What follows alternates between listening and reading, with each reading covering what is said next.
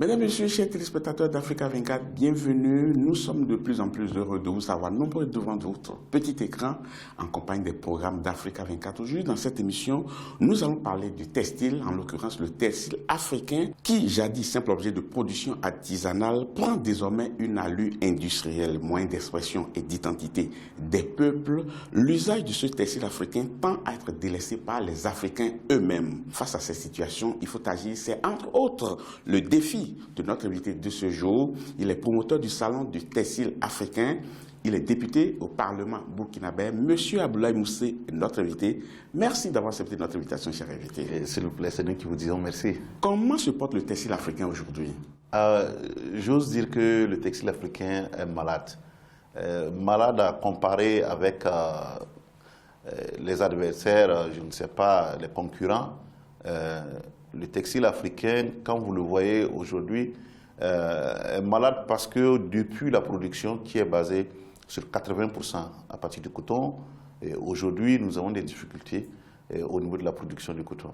Et quand vous regardez également au niveau de la transformation semi-artisanale et industrielle, il y a des usines qui sont en train d'être fermées ou qui sont déjà fermées.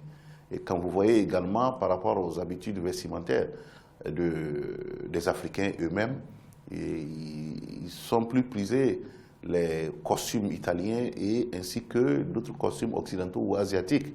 Et la friperie qui vient plonger tout maintenant dans le bas niveau.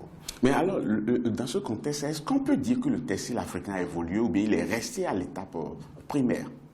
Je pense que c'est resté à l'étape primaire puisque rien n'a bougé face à la concurrence. Des usines sont en train de fermer.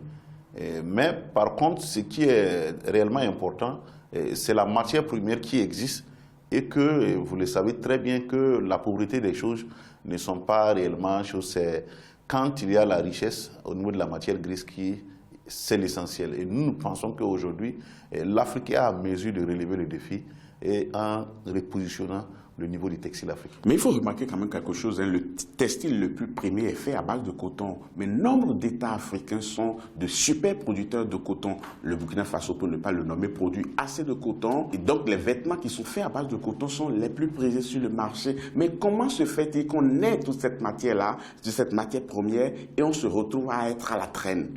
À la traîne, tout simplement, vous savez que l'Afrique est victime de quelque chose aussi. Parlant d'usines, vous ne pouvez pas produire sans pour autant avoir l'énergie nécessaire. C'est vrai que c'est la finalisation de nos projets qui est... Il y a une jonction forcément avec l'électricité en Afrique. Et aujourd'hui, en énergie, avec les nouvelles technologies, avec l'énergie renouvelable, nous voyons que d'autres types d'énergie peuvent être domestiqués et puis maintenant, au niveau des usines, trouver des moyens adéquats pour réduire les coûts, pour pouvoir être concurrentiel. Et je pense que c'est dû à l'électricité, à l'énergie, et c'est dû également aussi à cette forte concurrence sauvage sur le marché. Mais en termes de rapport qualité-prix, qu'est-ce qu'il faut dire aujourd'hui? Est-ce que ce n'est pas mieux, surtout quand on sait que les conditions ne sont pas toujours reluisantes, est-ce que ce n'est pas mieux de porter, même tout en étant africain, de porter le tissu importé plutôt que de dire par nationalisme, je veux nécessairement porter le textile africain? Non, je crois qu'on peut essayer de mélanger au départ pour pouvoir atteindre un résultat. Parce que tôt ou tard, ça serait du gâchis le fait de ne pas vouloir chercher en tant qu'élite ou en tant que responsable ou cadre africain à ne pas booster la consommation du textile africain. Parce que je me dis que plus la demande peut obliger la qualité de l'offre. Et là, à ce niveau, vous le verrez très bien qu'aujourd'hui, en Afrique, c'est vrai que nous parlons de textile africain, il y a l'artisanat, ce qui est un peu plus répandu et que les gens portent, mais à la limite, côté semi-industriel ou industriel, obligatoirement, un travail doit être fait parce que nous ne devons pas s'arrêter aux tenues seulement. Il y a les serviettes, il y a les draps, il y a autre chose et qui peuvent quand même booster l'économie. Mais aujourd'hui, nous sommes dans un monde mondialisé, dans un monde globalisé, j'allais dire, où chacun vient avec son produit. Mais quand on voit que de l'autre côté, il y a de super usines qui produisent les produits qu'on nous déverse sur le continent, et qu'on voit que le textile africain est resté à l'étape primitive où on voit les vieilles qui sont des tisserands. Mais à quel moment on pourra produire de cette manière-là pour pouvoir aller au rendez-vous de l'offre et de la demande afin de pouvoir peser dans les échanges? Non, je pense que c'est le moment présentement. Il ne sert à rien de repousser au calendrier grec ce qui est là. Je trouve même que quand vous prenez l'Égypte, le Nigeria, l'Afrique du Sud, je ne sais pas quel pays encore, le Ghana ou la Côte d'Ivoire, il est très difficile pour les Africains eux-mêmes de savoir que de telle qualité se fait sur les continents. Et pour moi, pour pouvoir aller de l'avant, il va falloir même que nous fassions la promotion de l'ensemble de ces usines qui arrivent à quitter l'artisanat pour produire des produits de bonne gamme, de haute gamme sur le marché.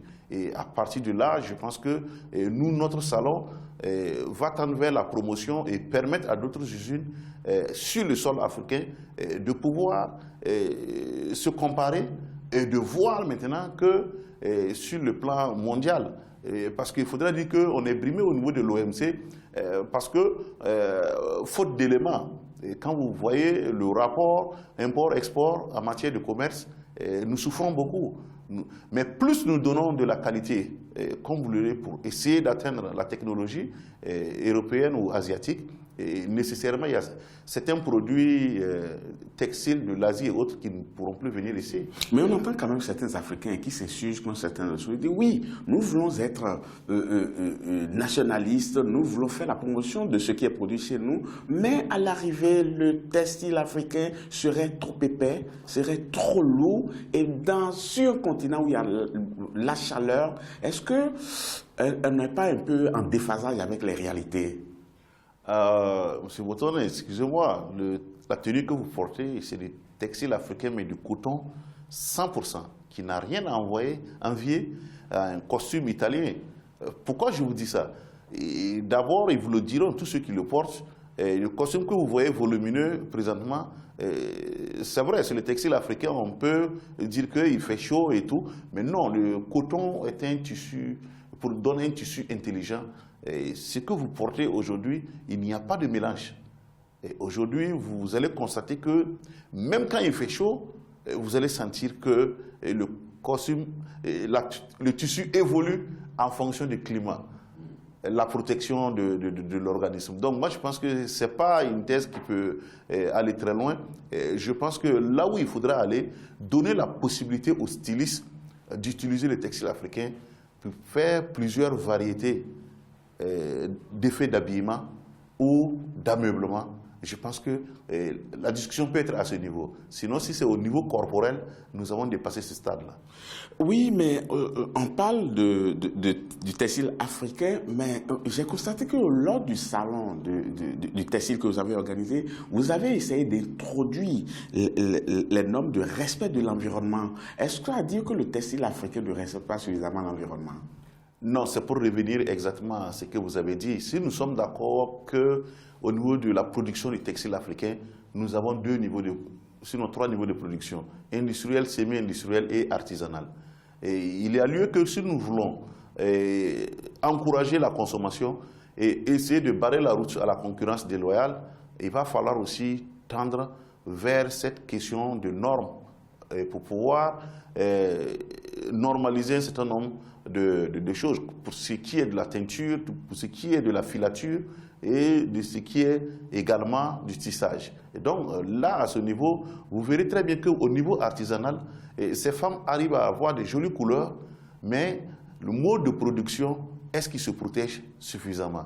Et quand vous regardez les déversoirs de ces produits utilisés, que ce soit industriel ou artisanal, nous ne devons pas nous dire que nous voulons de la richesse à partir du textile sans se soucier de notre environnement Et pour pouvoir améliorer le vivre ensemble, il faut prendre des détails en compte. La promotion du textile africain, comme le dit, chacun y va par sa méthode, chacun y va selon ses moyens. Et le Burkina Faso s'est illustré en très bon élève en la matière parce qu'aujourd'hui, quand on circule à Ouagadougou, à Bobo-Dioulasso, un peu partout au Burkina Faso, on constate que tout le monde est habillé en Faso d'Anfani. Faso d'Anfani, c'est un label national fabriqué par les Burkinabés avec du tissu, avec du coton burkinabé. Mais il y a eu un début à cela quand on s'intéresse. Les connaisseurs, les historiens estiment qu'il faut remonter à l'époque de Thomas Sankara, mais il n'y est pas allé par la force. Comment est-ce qu'il a pu réussir à faire adopter cela de tous les Burkinabés? Non, je pense que c'est vrai qu'il y avait des textes, des Kiti ou des atouts en son temps, je ne sais pas, qui demandaient à ce que au moins tout ce qui est fonctionnaire puisse se retrouver tel jour ou tel jour en Faso d'Anfani. Il y a lieu de reconnaître également que, bon, ce n'est pas par la force militaire, mais c'est des campagnes de sensibilisation à l'époque. Aujourd'hui, il faudrait reconnaître que ce succès n'est pas dû à autre chose. C'est dû au simple fait que l'élite même donne l'exemple. Il dit et il porte. Et là, à ce moment, vous allez voir qu'autour de lui, que ce soit les ministres, que ce soit les directeurs centraux, et tout le monde s'y met. Donc, automatiquement, au niveau des démembrements de l'administration, lors des cérémonies, vous allez constater que les chefs coutumiers y sont depuis. Donc, si les jeunes, les femmes, la population, souvent c'est de paraître comme l'élite, vous êtes obligés tous de vous habiller en Faso d'Anfani. Donc je pense que c'est par là que Thomas Sankara a réussi. En tout cas, c'est une tradition quand même qui s'impose aujourd'hui, hein, parce qu'on constate que depuis Thomas Sankara jusqu'à aujourd'hui, on voit l'actuel président Christian Kaboré qui est très souvent habillé dans le Faso d'Anfani. C'est un message qu'il faut décrypter, non? Non, en fait, ce n'est pas qu'il est devenu président avant de le porter, et même avant président de l'Assemblée. Rochmark Christian Kaboré était dans le Faso d'Anfani également. Et je vois qu'aujourd'hui, du boubou simple, il y a d'autres variétés de modèles de tenue que chacun essaie de copier quand il sort. Donc, je me dis que Rochmark Christian Kaboré également, sans la force, mais à partir des textes, parce que à travers Rochmark Christian Kaboré, nous avons eu des textes comme pour tout ce qui est cérémonie ministérielle, les tenues officielles, c'est en Faso d'Anfani. En tout cas, vous, à votre niveau, vous êtes un passionné de ce textile africain. Vous avez mis en place le Salon international du textile africain qui est déjà à sa 5e édition, mais vous avez quand même un certain nombre de projets phares, entre autres projets, d'amener les élèves et écoliers du Burkina Faso à se vêtir en tenue, fait à base de textile africain. Mais où est-ce qu'on peut aller dans cela? Où est-ce que vous en êtes vraiment? Entre autres choses que nous allons voir dans la seconde partie de cette émission. Chers téléspectateurs, ne partez pas, on vous retrouve dans quelques instants.